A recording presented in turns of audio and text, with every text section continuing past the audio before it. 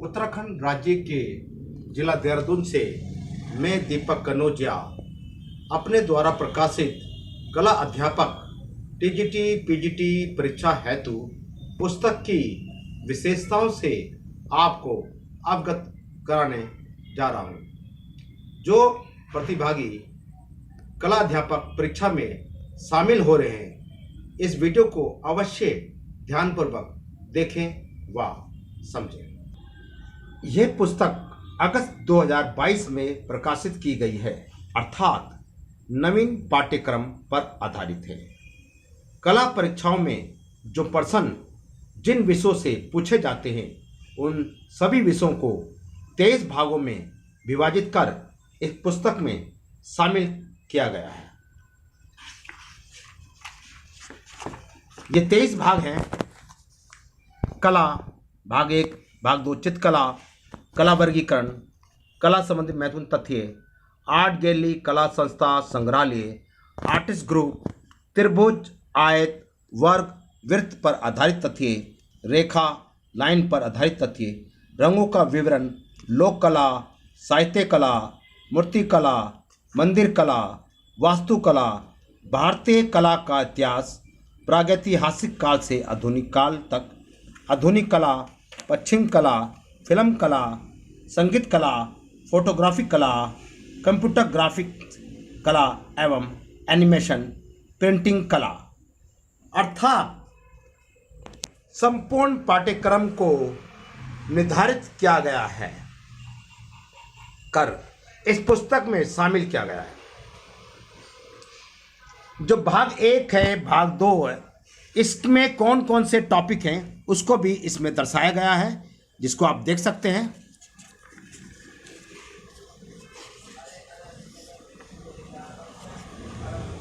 विगत वर्षों के प्रश्न पत्र भी इसमें शामिल किए गए हैं।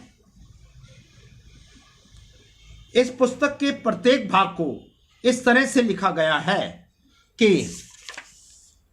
संपूर्ण पाठ्यक्रम उसमें शामिल हो जाए और जो परीक्षा में प्रश्न आते हैं उसको आसानी से हम याद कर सकें और हमारे जो कोर्स है वो भी कंप्लीट हो। इसके एक भाग को उदाहरण के तौर पे दिखाना चाहेंगे। प्रागैतिहासिक कला, सबसे पहले इसका समय विभाजन दिया गया है। उसके बाद उत्तर पाषाणकालीन क्षेत्र जो है प्रमुख, उनको दिया गया है। आप देख सकते हैं चित्रकला की खोज का श्रेय, सर्वप्रथम औजार का श्रेय, प्रकाश में लाने का श्रेय, इससे संबंधित प्रमुख पुस्तकें कौन कौन सी हैं, विषय वस्तु, चित्रकला की प्रविधि, चित्रकला की विशेषताएं, प्रागैतिहासिक कालीन क्षेत्र और संबंधित व्यक्ति, भीमबेटका गुफाओं की कला से संबंधित मुख्य विवरण, उत्तर पाषाणकालीन पंचमढ़ी क्षेत्र, होशंगाबाद क्षेत्र, मिर्जापुर क्षेत्र। इस तरह से एक पाठ को जो मुख्य रूप से जो बिंदु हैं उनको दिया गया है। उसके बाद लघु प्रश्न उत्तर दिए गए हैं, आप देख सकते हैं।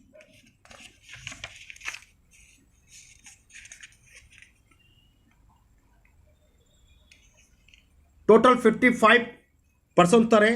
इस तरह से प्रत्येक भाग के अंत में लघु प्रश्न उत्तर दिए गए 50, 60, 70।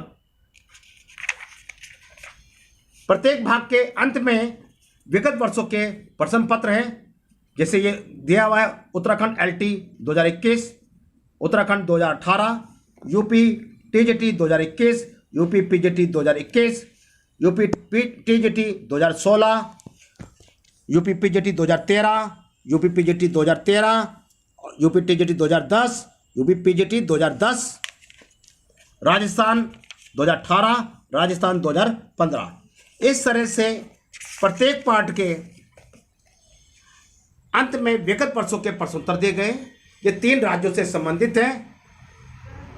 इससे हमें और अधिक जानकारी प्राप्त होती है कि किस तरह से पाठ में किस टॉपिक को किस तरह से किस राज्य में पूछा गया है और अन्य राज्यों में उसी प्रश्न को किस तरह से घुमा के पूछा गया है। यानी किसी टॉपिक के प्रश्न की डीपली जानकारी हमको प्राप्त होती है 3 राज्यों के प्रश्न पत्र के कारण। इससे ये भी हमें समझ में आता है कि कौन सा पार्ट कितना इंपॉर्टेंट है, कितने % किस पार्ट से आए गए हैं विगत वर्षों में। इस तरह से हर पार्ट के लास्ट में विगत वर्षों पर आधारित प्रश्न उत्तर को भी दिया गया है, जो ये बताता है ये पार्ट कितना इंपॉर्टेंट है और ये इसमें किस टॉपिक पे अधिक प्रश्न पूछे गए हैं। इस बात का एक और अवश्य ध्यान रखने वाली बात है कि यूपी, राजस्थान और उत्तराखंड के प्रश्न पत्र इसमें शामिल किए गए हैं। जितना इंपॉर्टेंट यूपी के लिए है उतना ही इंपॉर्टेंट ये राजस्थान के लिए या हरियाणा, MP सभी के लिए, जहां पर भी हिंदी भाषा में कला परीक्षा के पेपर देने हैं। ये किताब भारत के सभी राज्यों हेतु लाभकारी है और उतनी ही लाभकारी है जितनी यूपी के लिए या उत्तराखंड के लिए। राजस्थान की चित्रकला, राजपूत चित्रकला का प्रश्न यूपी में भी आता है और राजस्थान में भी आता है, MP में भी आता है। यानी भारतीय कला का जो इतिहास है वो सभी राज्यों के लिए सेम है, उसमें कोई परिवर्तन नहीं हो सकता। जो राजस्थान के संबंधित क्वेश्चन है, राजस्थानी चित्रकला के या पहाड़ी चित्रकला हो या पश्चिम बंगाल के कलाकार हो या मधुबनी शैली बिहार की हो, इसके प्रश्न हर राज्य में आते हैं, उसका किसी राज्य से संबंध नहीं है। नंबर 1 बात। दूसरी बात, जो केंद्रीय विद्यालय की परीक्षा है कलाध्यापक की या नवोदय विद्यालय की कला परीक्षा है, उसके लिए भी ये पुस्तक उतनी ही लाभकारी है। इस पुस्तक की एक विशेषता और भी है, जैसे कोई पार्ट है, जैसे हमने यहाँ दिखाया है, सिंधु घाटी सभ्यता, हड़प्पा सभ्यता, पक्की मिट्टी के बर्तनों की सभ्यता, पक्की ईंटों की सभ्यता। अर्थात किसी टॉपिक को 2, 3, 4, 5 नामों से, किसी टॉपिक को 1 नाम, 2 नाम या 3 नामों से संबोधित किया जाता है, तो इस तरह से वो जो 2 नाम 3 नाम है वो एक ही जगह पर दर्शाए गए हैं ताकि हमको आसानी रहे याद करने में। ऐसा ना हो कि हमने सिंधु घाटी सभ्यता तो याद किया हुआ है, लेकिन जब प्रश्न आ गया पक्की ईंटों की सभ्यता तो हम कंफ्यूज हो जाएं कि ये कौन सा चैप्टर है। इसी तरह से बहुत जितने भी टॉपिक हैं, जितने भी नाम से संबोधित किए जाते थे, उनको रखा गया है, दर्शाया गया है। इसी तरह से एक उदाहरण और भी है, जैसे ये आर्ट दे रखी है, सूक्ष्म चित्रकला, अमूर्त कला, अप्रूपवादी कला, एब्स्ट्रैक्ट आर्ट। यानी किसी टॉपिक को, किसी आर्ट को कितने नामों से संबोधित किया जा सकता है, उसका देखो इसमें विवरण दे रखा है। अर्थात कहने का तात्पर्य यह है कि यदि हमने सूक्ष्म चित्रकला हमें याद है, लेकिन एग्जाम में प्रश्न आ गया अप्रूपवादी कला, तो हम कंफ्यूज हो सकते हैं कि यह कौन सी कला है। तो इसमें ऐसे टॉपिक को जो 2-3 नामों से संबोधित होता था, उसको एक साथ दर्शाया गया है ताकि हमको याद रखने में आसानी हो। इसी तरह से बहुत सारे इसमें जो भी टॉपिक है उनको लिखा गया है। जैसे आप देख सकते हैं, जैसे आर्ट गैलरी, कला संस्था, संग्रहालयों का विवरण दे रखा है हमने। शांति निकेतन ये बीरभूम डिस्ट्रिक्ट में है। यह कोलकाता से 180 किलोमीटर की दूरी पर है, जिसमें कई छात्र कंफ्यूज जाते हैं कि ये कहाँ पर है। ये बीरभूम डिस्ट्रिक्ट में है और इसका कलकत्ता से कोई संबंध नहीं है। कलकत्ता बीरभूम डिस्ट्रिक्ट से 180 किलोमीटर की दूरी पर है। इस तरह से और भी कई पर्सन जो कंफ्यूज करते थे उनको क्लियर किया गया है। किताब की और भी विशेषता है, जैसे आपको कलाकारों के नाम है, यामिनी राय, जैमिनी राय, गुस्ताव कोडवेट, कुर्वे, मातिस। इसका तात्पर्य यह है कि कुछ कलाकारों को 1 नाम या 2 नाम या 3 नाम से संबोधित किया जाता है और हमको उसके बारे में याद भी है कि मैटिस नाम के कलाकार, लेकिन एग्जाम आ गया मातिस, तो हम कंफ्यूज हो सकते हैं। ऐसे टॉपिक को हमने इस बुक में क्लियर किया है। भारतीय कलाकारों का विवरण जन्म तिथि के अनुसार इस तरह से आप देख सकते हैं। राजा रवि वर्मा, रविंद्रनाथ, सभी का जन्म तिथि दे रखी है। इस तरह से ये किताब पढ़ने से ये आपको बेनिफिट होगा कि आपको अलग से नोट्स बनाने की आवश्यकता नहीं पड़ेगी। जिस भी चीज़ का नोट चाहिए वो किताब में आपको बना मिलेगा। इसी तरह से एक हम टॉपिक को और समझाते हैं। इसमें हमने क्लियर कर रखा, जैसे मोती मस्जिद, और हमने इसी तरह से इस किताब में हमने एक चैप्टर को और क्लियर किया है, जैसे मोती मस्जिद अब कहाँ है। ये आगरा में भी है, लाहौर में भी है, दिल्ली में भी है, भोपाल में भी है। तो कई बार हम पढ़ते हैं कि वो फलानी चीज़ कहाँ है, दिल्ली में है, फलाने बादशाह ने बनाई है, और समय लेकिन इस तरह से इस बात से क्लियर हो जाता है ये एक नहीं है, ये 5 है, अलग अलग समय पर, अलग अलग स्थान पर अलग अलग बादशाह ने बनाई है, और जिसे याद करके हमें आसानी रहती है, यानी कन्फ्यूजन दूर हो जाता है। इसी तरह से बहुत सारे टॉपिक हैं जो एक नहीं, 2, 3, 4 हो सकते हैं, एक ही नाम से भारत के अलग अलग राज्यों में अलग अलग समय पर बने, अलग अलग शासकों ने द्वारा बनाए गए, उसको इस किताब पुस्तक में क्लियर किया गया है। में एक मुख्य भाग आपको और मिलेगा, त्रिभुज, आयत, वर्ग, वृत्त पे आधारित तथ्य। इस तरह का इसमें एक चैप्टर भी शामिल किया गया है, और इस मैथ के चैप्टर से भी 2, 3, 5 क्वेश्चन हर साल परीक्षा में पूछे जाते हैं, और ये प्रश्न बहुत आसान होते हैं, लेकिन हम गणित से संबंधित क्वेश्चन होते हैं, और एक बार अगर हम याद कर लेते हैं तो ये हमारे पेपर में काम आता है। इस तरह से एक भाग और देख सकते हैं हम लोग, जैसे साहित्य कला है, इसमें जय मंगला, शिल्प सड़ंग, नाट्य सात, कामसूत्र, विष्णु धर्मतत्व पुराण, अष्टाध्यायी, रघुवंश, मेघदूत, जितनी इस तरह की पुस्तकें हैं जो एग्जाम में पूछी जाती है कला पुस्तक परीक्षाओं में, उन पुस्तकों का विवरण इसमें दिया गया है। बौद्ध धार्मिक ग्रंथ, जैन धार्मिक ग्रंथ, सौंदर्य शास्त्र, एस्थेटिक, पहाड़ी कला पर आधारित पुस्तकें, हस्तशिल्प से संबंधित पुस्तक, फाइन आर्ट से, बाल कला से संबंधित पुस्तक, प्रेमचंद के उपन्यास, सौंदर्य शास्त्रियों द्वारा प्रतिपादित सिद्धांत, स्थायी रस, भाव रस, कला इतिहासकार, और इसके बाद जो लेखक हैं उनकी प्रसिद्ध कृतियां हैं जो परीक्षाओं में पूछी जाती हैं, ऐसी कृतियों को इसमें शामिल किया गया है। इस तरह से आप देख सकते हैं।